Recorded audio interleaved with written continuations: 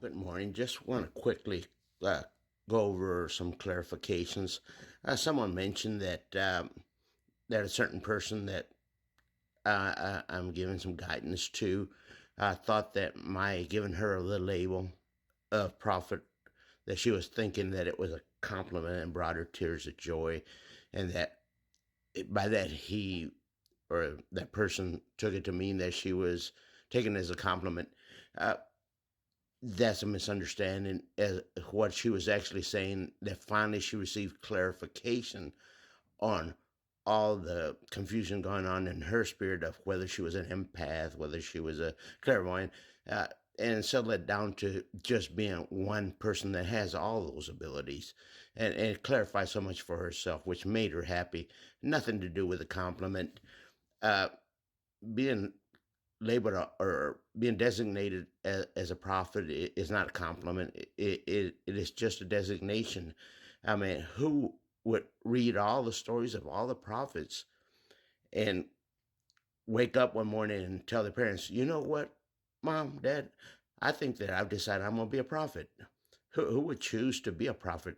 People don't choose to be prophets, they are chosen. Um, if you read the lives of all the prophets, who would want it? Really? Um, uh, uh, Another thing is that prophets can only say what God tells them to say. A true prophet of God can only say what God uh, uh, tells them to say in the spirit. Now, God tells them this in the spirit, and because God's spirit is so complex, prophets can only base what comes out of their mouth on their own understanding, um, their own what's the word, experiences at the time that they make these statements. Um, so uh, all of us, we can only interpret what God tells us and what we know.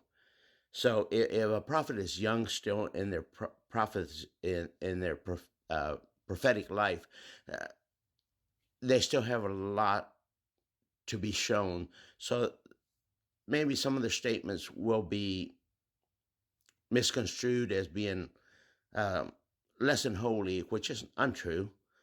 They're just basing their comments on what they know of life at that point, and God still has to show them much more. Um, and because they can only base what they say on their level of understanding, um, there's no reason to criticize them. People are going to disagree. People are going to do whatever anyway. Uh, but I wholly support this person, and even though I do offer guidance on some things, I believe wholly that she's um, pretty much on track. She's pretty much understands a lot of things, and there's just certain things that there is some misleading being done, and that's to be expected. Any prophet, any saint, Satan is going to attack them continuously, intensely, because he does not want that to happen. Satan does not want a prophet of God in the world, doesn't want a saint of God in the world. He wants his own people. Uh, and to her point, uh, I agree that obedience is not a criteria for God. Kindness and mercy and love are the criteria for God. Uh, God can accept you whether you disobey him or not. Look at King David. Um, Look at so many of them. Look at Peter, St. Peter. Disobedience is not a criteria for God condemning you. Trust me, it is not. Um, so, and to her point, that the gods of this world, and there are many gods, but there's only one true God. But there are many gods. And Satan is the God of this earth. And if you don't believe me, read the Bible and see where Jesus says it. So this earth belongs to Satan in all his aspects at this point. So um, people really need to consider how judgmental or how much they're judging someone because of their own emotional pain. Um, we should support each other. And if we think somebody is saying something in error, just voice your opinion, voice your concern, voice what you feel. And it's up to them to accept it or not accept it. You can only offer your guidance up to the point of what you think you know.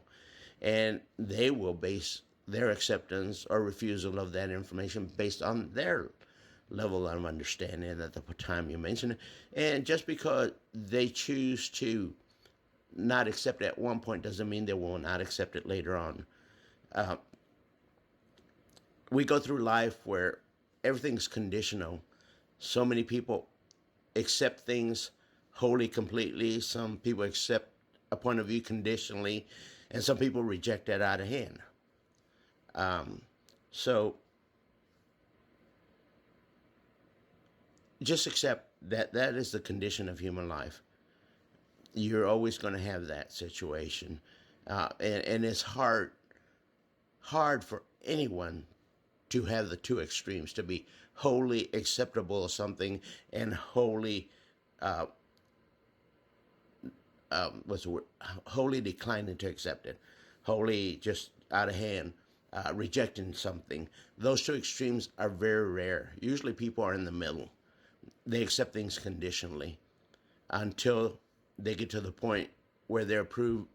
Someone proves to them that it is something that is holy, that needs to be accepted wholly.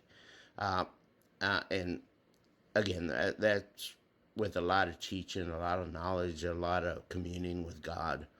So, um, so that's all I have for right now. Y'all have a good day. God bless you.